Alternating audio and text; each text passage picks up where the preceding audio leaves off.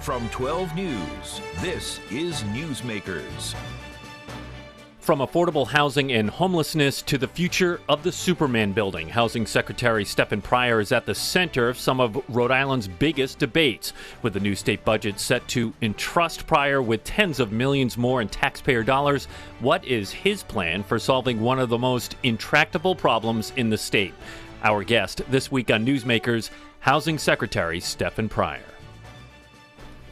Welcome to Newsmakers. I'm Tim White alongside 12 News Politics editor Ted Nesi. Stefan Pryor, Rhode Island Housing Secretary. It's good to have you. Welcome to the program. Great to be back on, Tim and Ted. So, as I said at the top there, we have a lot to talk about. Yes. Superman building, housing, and more. But I do want to start with the big story this week. After a legal battle by Target 12 and the Providence Journal, the McKee administration was ordered by the Attorney General to release an email that gave some explosive details on a business trip two state officials took to Philadelphia. And look, Secretary, we simply do not have enough time on this show to get to all that was laid out in that document. Our full report's on WPRI.com. But in short, executives say executives at State Vendor Scout Ltd. accused Director of Capital Asset Management and Maintenance David Patton of being, quote, blatantly sexist, racist, and unprofessional, and then DOA Director Jim Thorson of doing nothing to stop his offensive behavior. Just curious what your reaction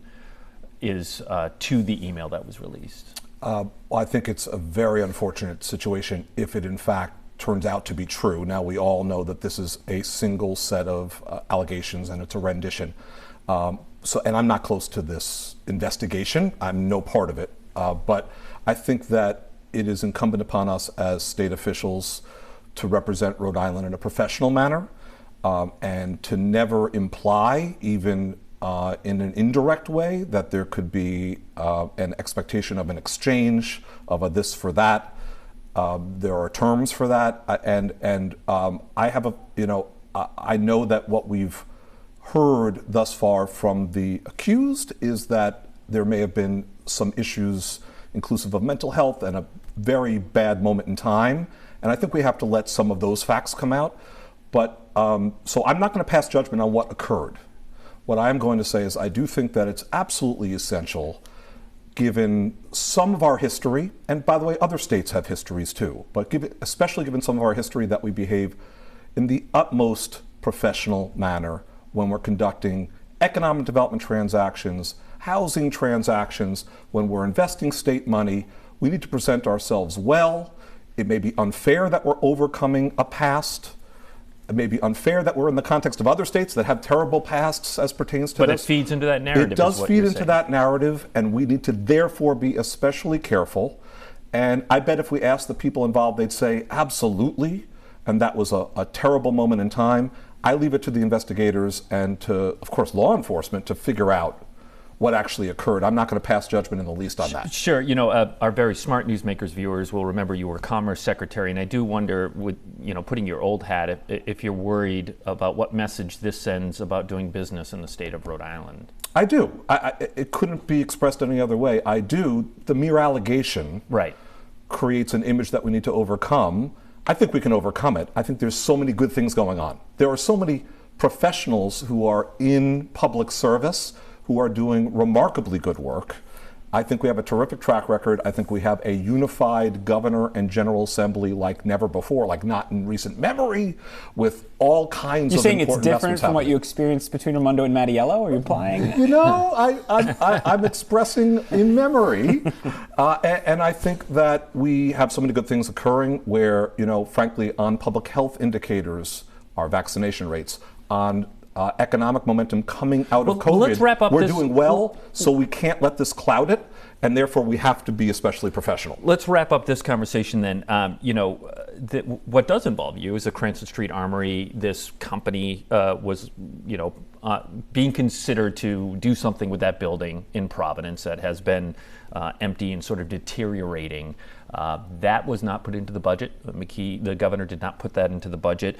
What is to become of the Cranston Street Armory? Is it another year of that building just laying vacant and continuing to go downhill? I respect the process that the governor's laid out, where they've brought in a third-party analyst to ensure that this deal is constructed in a way that it'll get done and it'll serve the Providence community and the broader Rhode Island community. I respect that. To be clear, I'm not in that loop either. I'm not a participant in that decision making. But what I was part of was the effort to ramp down homelessness-related operations in the Armory. And I'm very proud of our state that we took the requisite time and that we stood up new shelters in a variety of locations, Warwick, North Smithfield, Providence, and others, that these shelters are accommodating, among others, individuals who were staying at the Armory. So we did it right. We vacated the space, and now there is an opportunity to do something more with that facility. One last question on the Armory, and then we want to move on.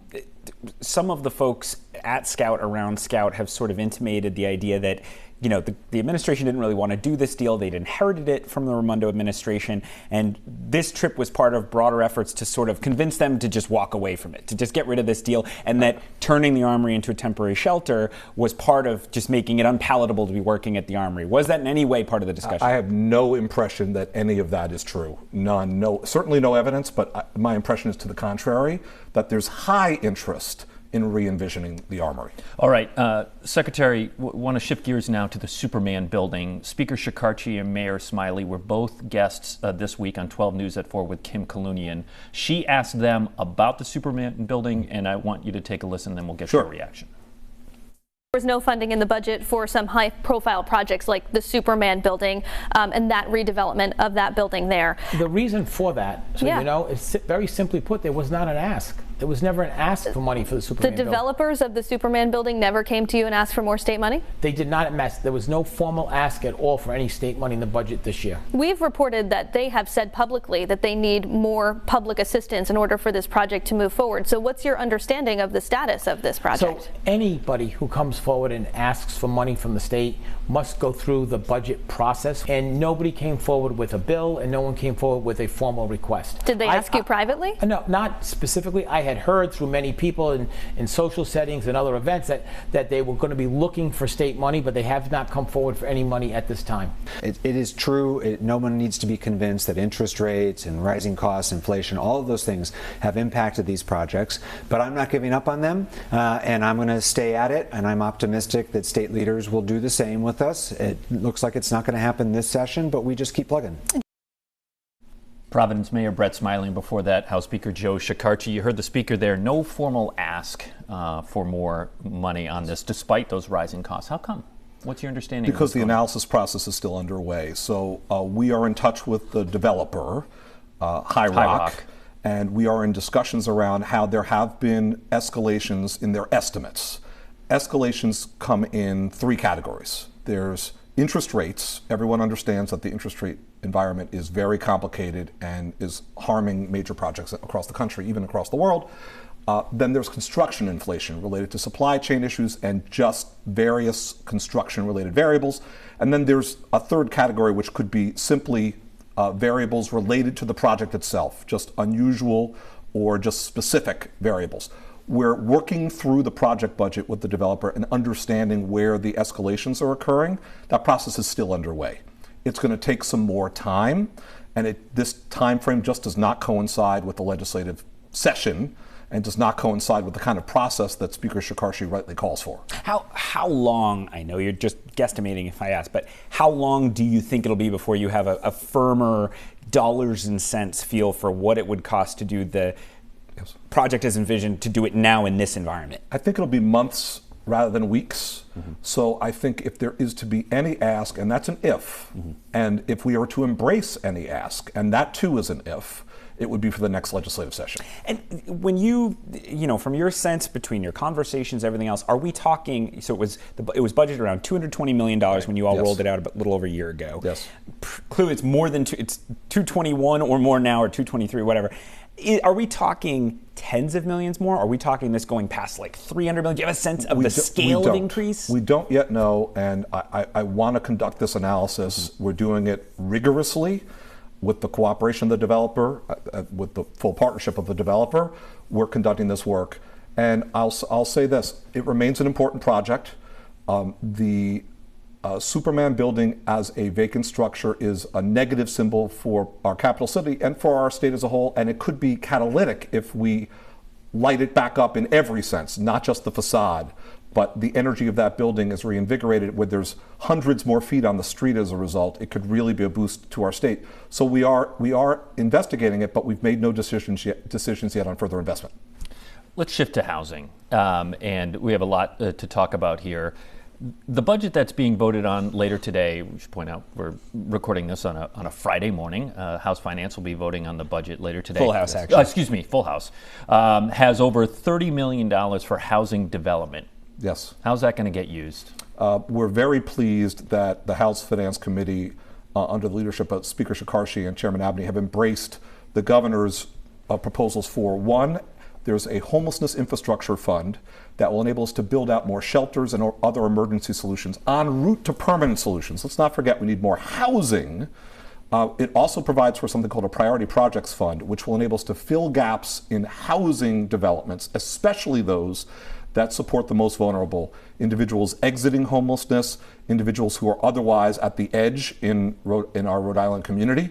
There are also funds for tax credits, actually, in the form of a low-income housing tax credit that is a companion to the federal low-income housing tax credit. All the states in New England, except for New Hampshire and we, have this tax credit at the state level. Only 2 out of 8 states don't. We're one of them. That's not a good distinction. We need to have that tax credit to be able to match and draw down federal resources that we're leaving on the table. So all that and more is in this package. I want to note there's one other theme and one other set of programs, helping cities and towns get the job done. Thanks to the League of Cities and Towns and Ernie Almonte, we have convened mayors and town managers and said, what's getting in your way?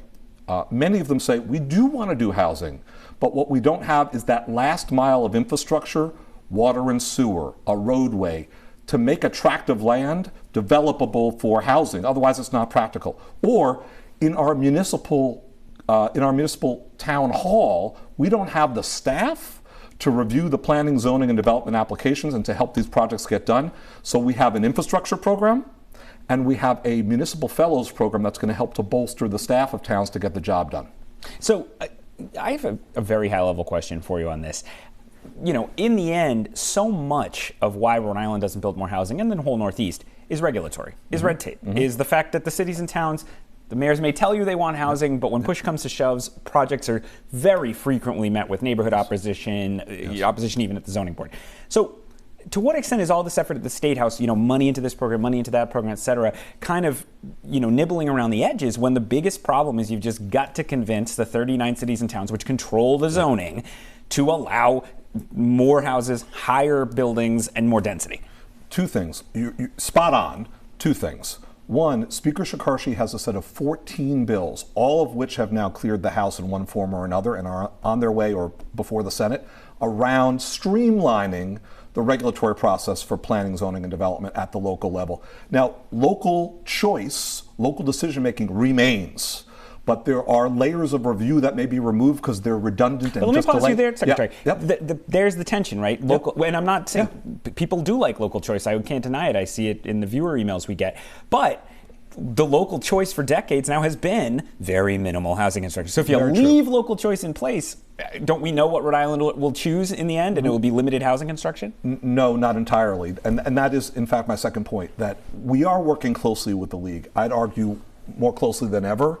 We've brought mayors and town managers to the table, literally to the table, 25 towns represented at a single table, going around the entire room. The vast majority of municipal leaders have projects that they do want to do. Now, they may not want to do every project, but honestly, let's start with the coalition of the willing. Let's start with the projects that mayors and other municipal leaders and communities want to do, and they have legitimate barriers. We can start there and we can get hundreds, even thousands of units built. So that's what we're going to do. All right, we're going to take a break on Newsmakers. Let's continue the housing conversation when we come back, and we have a couple of questions marks in Pawtucket, Memorial Hospital and the soccer stadium, so we're going to bring those up as well. Our guest is Rhode Island Housing Secretary Stefan Pryor. Stay with us. You're watching Newsmakers.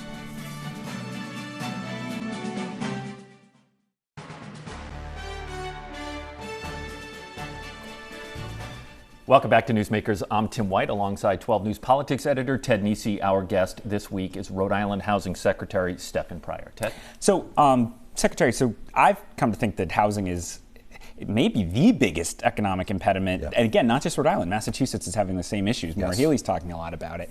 When you look around Rhode Island, when you're having these conversations, are there, because one thing you also hear from people, as you kind of alluded to, is the fear that Stefan Pryor is going to come, bulldoze my nice single-family neighborhood and build massive apartments or whatever, right? Yes. And I know that's not your plan, but It is not. when you look around the state, where do you see or where do you hear there's like low-hanging fruit, places with a great opportunity, perhaps for more density or for more height or for whatever? Where do you see it? Fantastic question.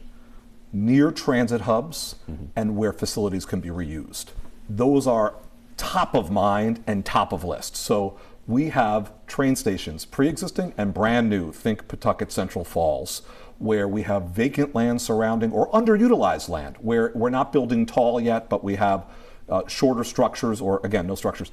We can light up those transit-oriented development hubs. So in fact, in that budget, I didn't mention this yet, we have a fund for transportation-oriented development, some $4 million, to directly invest in catalyzing some developments around these hubs. Why do they make sense? Because folks don't need cars, so you don't have to build structured parking that's very expensive. And also, it just makes sense to everyone. You're not going to burden the roadways or the systems of a municipality when you have a train station there. You've actually seen that in Attleboro, where there's suddenly very high buildings that were never there in my childhood there around the train station just in recent years. You got it. And in Pawtucket and Central Falls, I'll say there are 2 or 3 developments trying to rise out of the ground right now because of the existence of that very successful train station that we were all hoping would be what it is. And then reuse of facilities. So I'm talking about old mills. I'm talking about the big box stores that we all know are not lasting forever in the wake of e-commerce and all the changes in the world. These kinds of structures can be reused as housing, and often they're accompanied by pre-existing infrastructure, water, sewer, roadway, that will support So taking housing. like a mall or something, Yes. and you think the actual current structure could become housing with reuse, or just like probably knock down the mall and then build a housing complex? All of the above. There are instances where you just take out the big box anchor and that becomes housing. You might knock that down and build up, or even just reuse it. And there are instances where you level the whole thing, you raise it. Well, one building maybe on your list for raising is the old Memorial Hospital in Pawtucket. The Boston Globe, citing court documents, said the state, are looking to take control of the building and condemn it.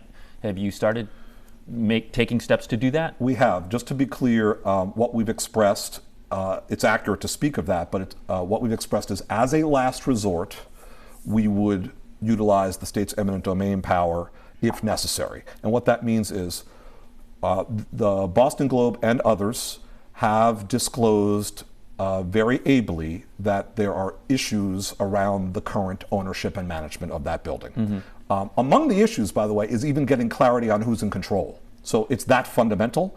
So we need to ensure that So that's still not even clear to It's you. not I even was clear. going to ask you, No. who actually has, because it's, to be clear to people, it's not Care New England, the old hospital No, ownership not at all. anymore. No, there's been several generations of leadership change since Care New England.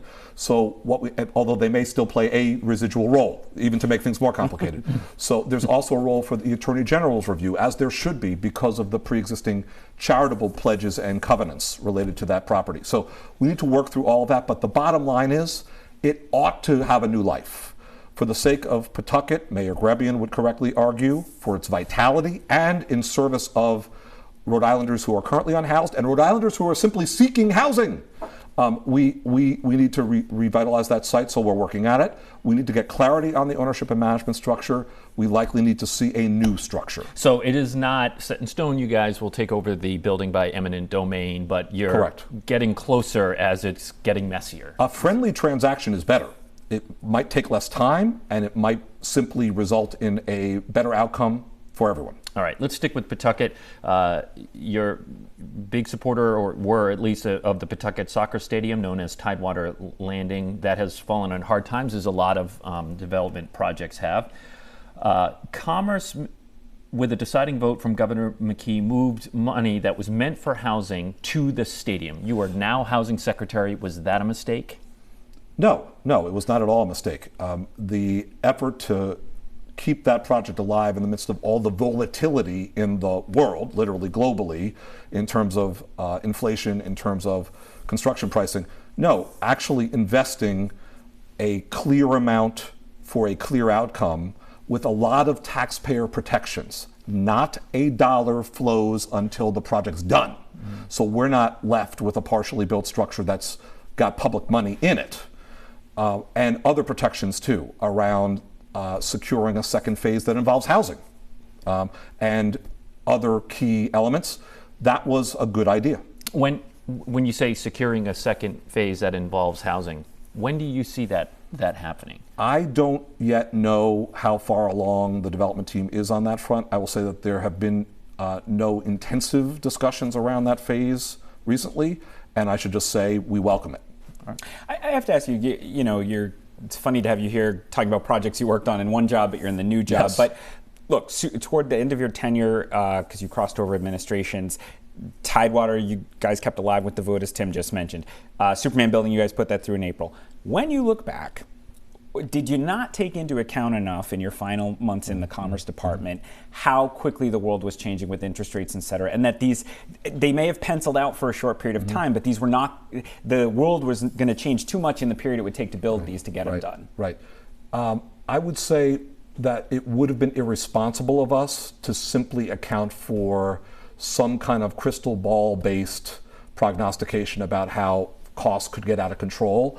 The reason it would be irresponsible is that we'd be putting taxpayer money on the line that might never be necessary. We'd be terrible negotiators on behalf of the taxpayer. I'd rather be in the position we're in now, which is that these are tight budgets. They were carefully calibrated. There's no fat in them.